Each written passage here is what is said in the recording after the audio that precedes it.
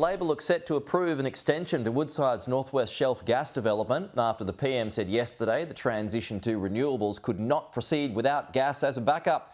Joining us now, National Senator Matt Canavan. Good morning to you, Matt. Thoughts on this one? Well, look, this should have happened months ago, Peter. The Western Australian government approved this project last year, the Northwest Shelf. It's a $30 billion project. It's what our economy needs. I know there are concerns up there about the impact on the rock art. I've been up to the Burrup Peninsula. The rock art is doing very, very well, and there's lots of industry up there. This will be a small addition to that. It will help keep existing projects alive, existing jobs going. And one thing that doesn't get commented on enough, if we do approve this project, it also help bring back urea production to Australia. Urea is the most important fertiliser used in farming.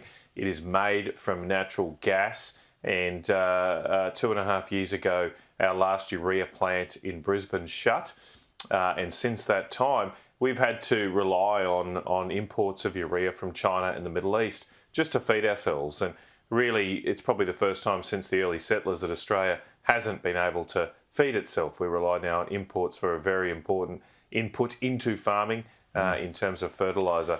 So I think it's very important for our national security as well as our economic security. Decisions should have been made a long time ago, but I very much hope the government can keep to its new timeline of making a decision within a week. Well, and it all comes after AEMO warned of further price pressures to bills yesterday.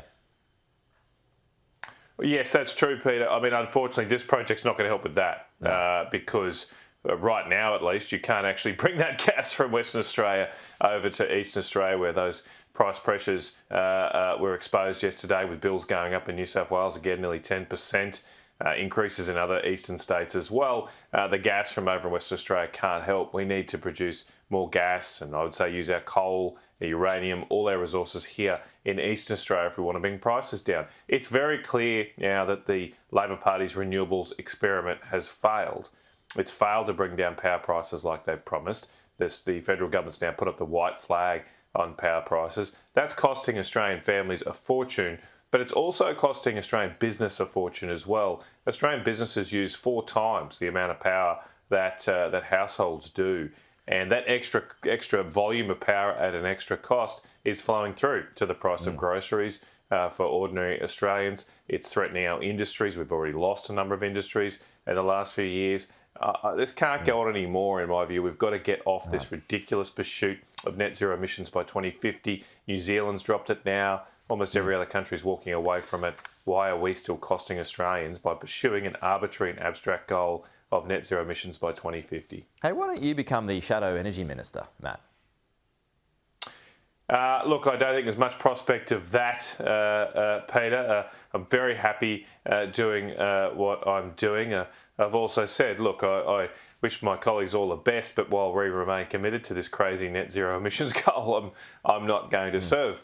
You'd be the main attack dog, though, on that. You've proved that to be the case. Well, if we dump this ridiculous goal, I'll do what I can to serve the team and the country in what any role people think I'm capable of. But before that, or notwithstanding that, I'm going to continue my advocacy for common sense on Australian energy policy. And keep in mind, this is not just about energy. It's about our food production, as I just said as well. You can't make fertiliser. I mean, there's all these promises by Twiggy Forrest and the like that they were going to restart that Brisbane urea plant using hydrogen.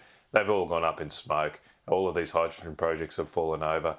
We've got to get back to the land of common sense and produce things for the Australian people. Are you seeking anything from David? No, I'm not. As I say, I'm really genuinely honoured to be a senator for Queensland. Some people find that perplexing, but I never thought I'd be in this position, Peter. It's a great privilege. And I've had about 5 years on the backbench, the last 5 years, and I feel like I've achieved a lot, not none the less of which is helping bring the Olympics rowing to Rockhampton, to my region. That's what I'm passionate about. I'm passionate about my backyard and making things better for the people I represent. We've got a lot to do. All right, Matt, we'll leave it there. Good to chat, though. Talk to you soon.